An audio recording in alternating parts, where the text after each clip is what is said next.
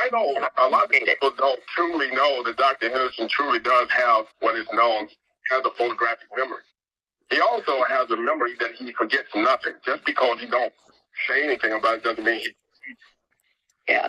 I'm gonna ask you a question. Do you remember the name Ariel? Yes. Do you remember the name Samuel? Yes. Do you remember the name Susan?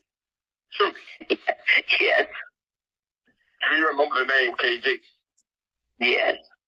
There were a particular day that you and I, back in 2000, would have been 9. We were all sitting in a room, and we began to watch a movie, and we showed you the movie, and we told you who it was. It was by D.W. Griffith.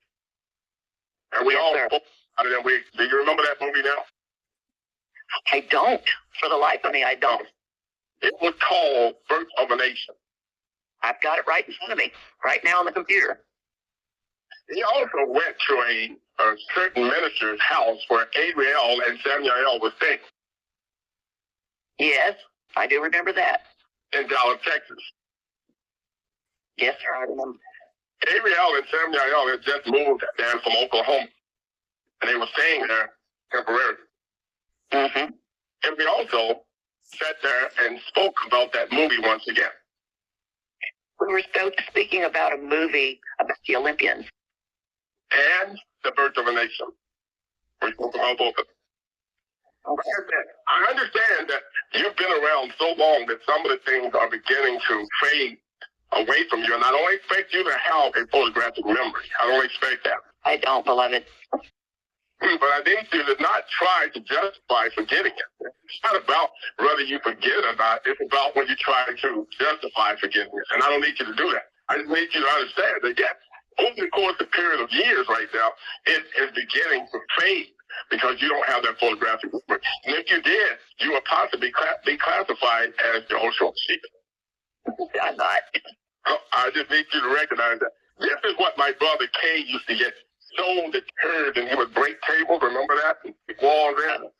Because he didn't like the fact that when ultimately people were saying something and someone would try to justify the fact that they either knew that Yahoshua was wrong or that he was off court. And he would be like, you don't know who this is, so he would tear the room up. But he knows that Yahoshua has a photographic memory. And people need to realize that if they tell me something or something takes place with us, I don't forget it. I don't remember it, beloved, but I will watch it again. Hey. I forgive those people. I place it in a memory bank where I just let it go.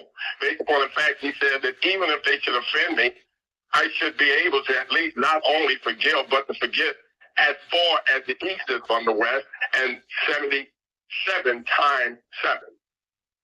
Thank you for the forgiveness. That's what I do. But you need to understand that I don't need anyone to include you to try to justify the fact that you've forgotten it or it's been so long until it's beginning to elude you, because I already know that. I just need you to walk with me to know that I'm not going to ever put you in a position where I make it seem or make it sound as if I'm blaming you for anything, because I don't operate like that. You should know. I know. I don't blame the world right now for everything that's going on. I don't blame the world. You understand? Because it has been programmed in them to do such. And the only person that I can blame for that, or the only thing I can blame for that, is Lucifer. I'm hunting Lucifer. I'm not hunting people. I need the people to understand that. When I catch up with Lucifer, I'm going to drag him back to hell. I got to go back there. I don't get a choice because I got to carry him. He's not going to go back on his own. So I'm going to chain him up and I'm going to take him to hell. I'm going back to hell. I'm going to carry him back. This time I'm going to make sure that I chain him to a point where he won't be able to get out. That's what I'm going to say to people. I got to go back. And I'm not in any fear of that. That's where all the demons have already recognized that. I know the way in the hell and I know the way out. I have a key to get in. I have a key to get out. I'm going to carry all the demons back with me. all of those that got crosses burned on their foreheads and all made up with all these different tattoos. I'm not afraid of them. All they did was mark themselves, and now I know who they are. Just like the gays, straight, the homosexuals, the transgenders. I know who they are. I told them before, my advice to them was that they stay in the closet. Stay hidden. But they must understand that all things that are hidden, there's nothing hidden from the sun. I was going to find them anyway. Yeah. No man can light candle, place it under a bushel and expect for it to not be seen. It will burn through, and I'll find it. No man can throw a needle in a haystack and I not find it. I will find it.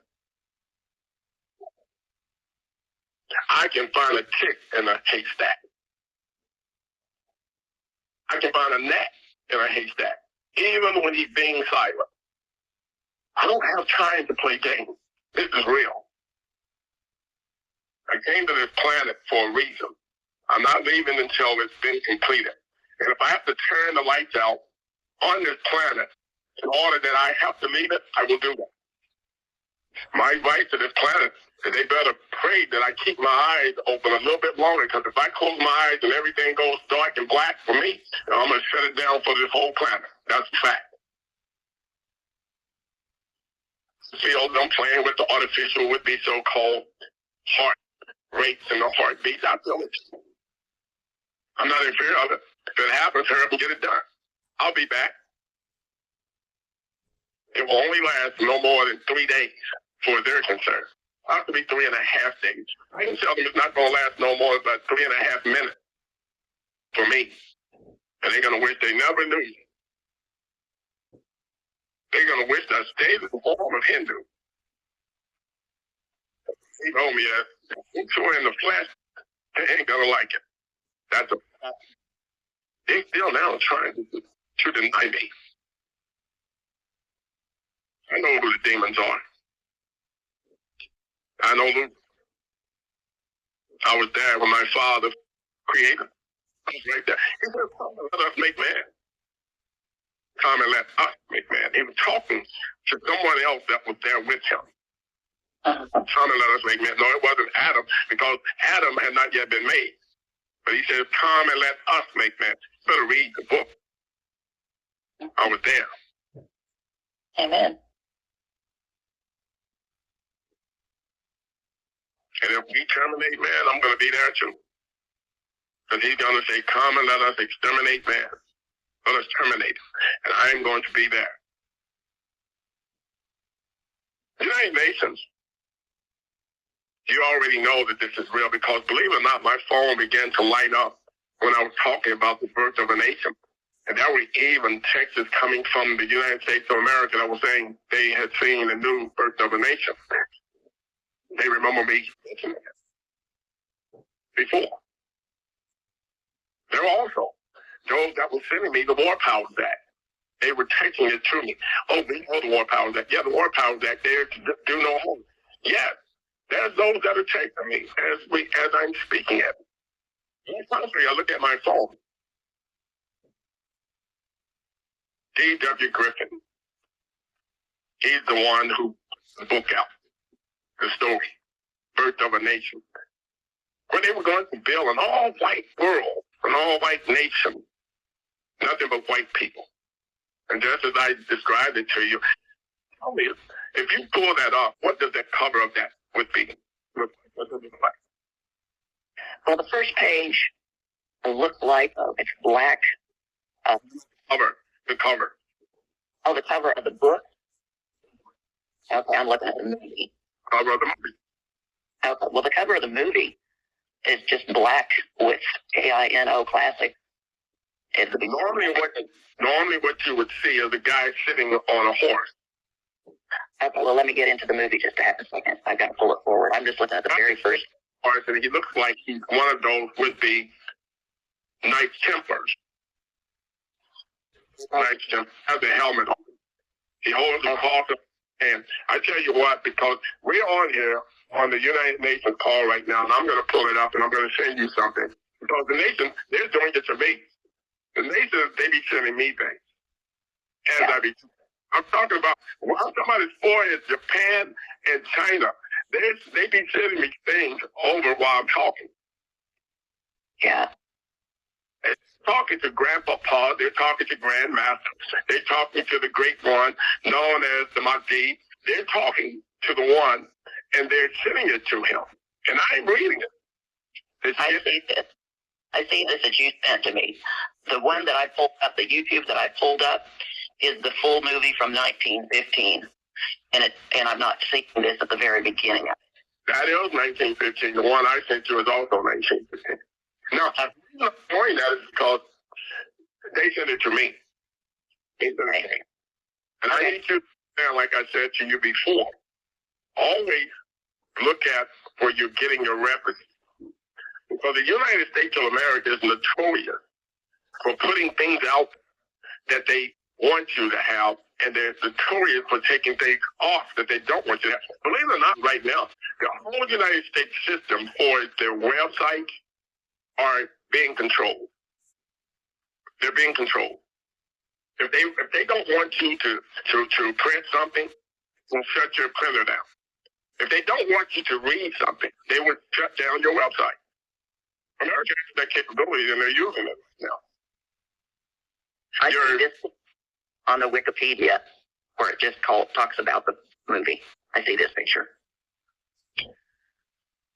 Because your Wikipedia has also been changed. They changed your Wikipedia back in, it would have been 2008, 2010, when we began to talk about it. They began to change it.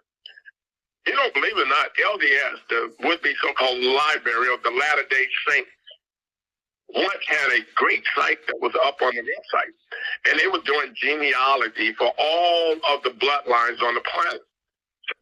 They're taking it down. It was called Ancestral. Yeah, Ancestry. Yeah. It's not the same one now that was back then. They've changed it.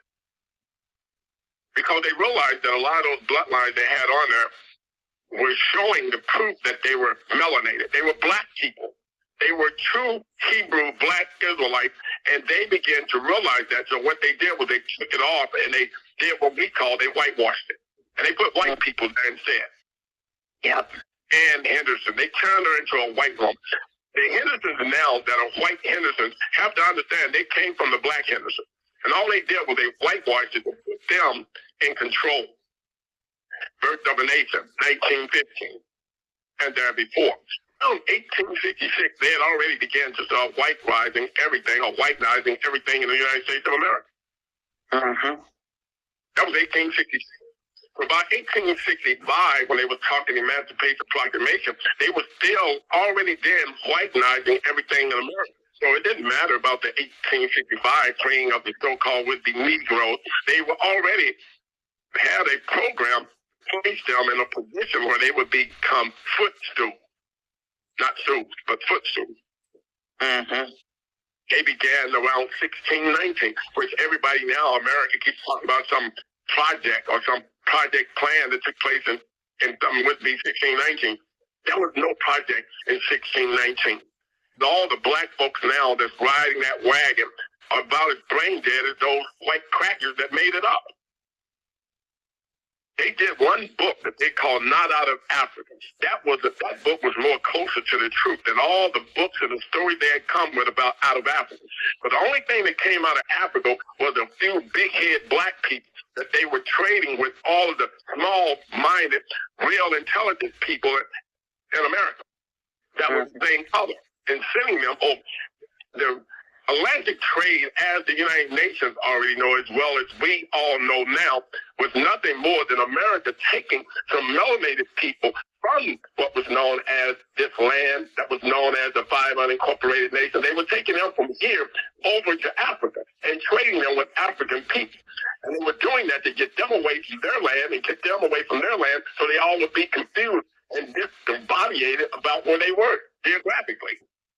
Now all the people that are standing down and around our borders are people who were taken from here initially, and they're just wanting to get back in to where they initially came from.